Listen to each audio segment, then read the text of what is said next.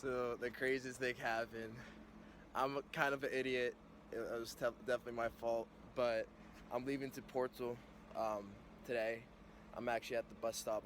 So the bus picks you up at Lisbon, and then they pick people up throughout like several cities on the way to Porto. That's how they're able to make the bus ride so cheap. But anyways, my bus left at 11:45, and I was finishing up my workout and like my meal.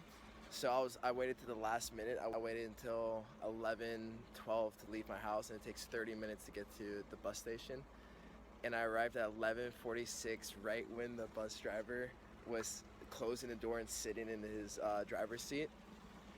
So I just made it like by literally 30 seconds. If it took 30 seconds longer, the bus would have left, and that would have been 20 euros down the drain. And I was just stressing out the entire time. The metros were taking a lot longer to get to the station because I guess it was a weekend or something like that, or they've been going on strike, so they haven't been coming as often.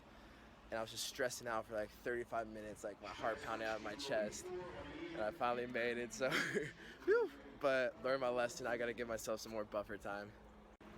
This is also Halloween weekend, so me and my Chilean friend Pablo, we're going up to Porto to go to a techno concert on Halloween. So it starts at like 10 p.m. and doesn't end until 8 a.m. So it's gonna be fun. It's gonna be my first like real techno party.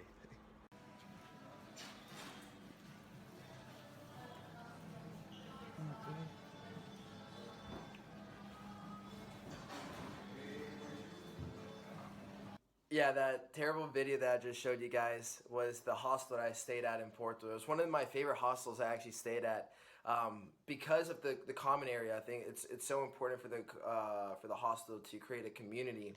And this common area where you sat down to eat, where you went to the bar, where you checked in, and the hangout area was one big room. So it was so easy to make friends. And fortunately, this worked out perfectly because the weekend in Porto wasn't that nice. It was raining the entire weekend. And so I just stayed and I hung out. I met so many people. But what really made it was there was a ton of Brazilians who just moved to Porto and were working there at the hostel. So I got to spend the whole weekend with these Brazilians practicing my Portuguese and being fully immersive with them. And it was a blast being able to hang out with them and practice my Portuguese.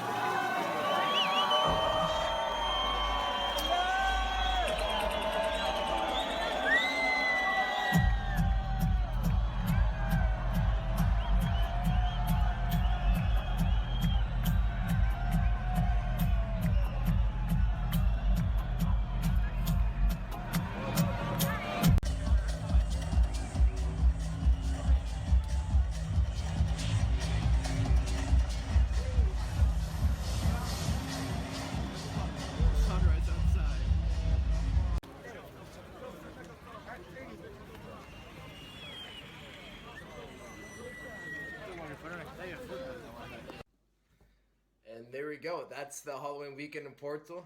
I had a blast. It was great going to my first techno festival because in the United States, that's something I love to do, and I love to do with my friends.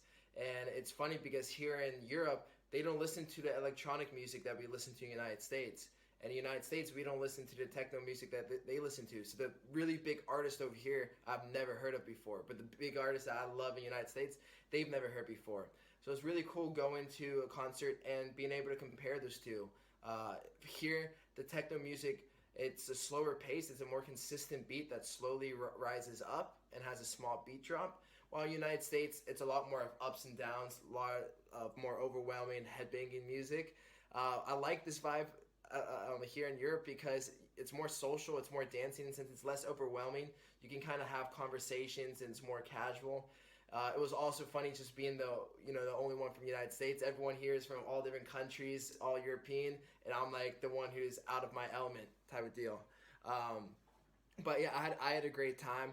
I definitely would want to go to some more techno concerts so I can have a stronger opinion about the two genres. But it was such a great time.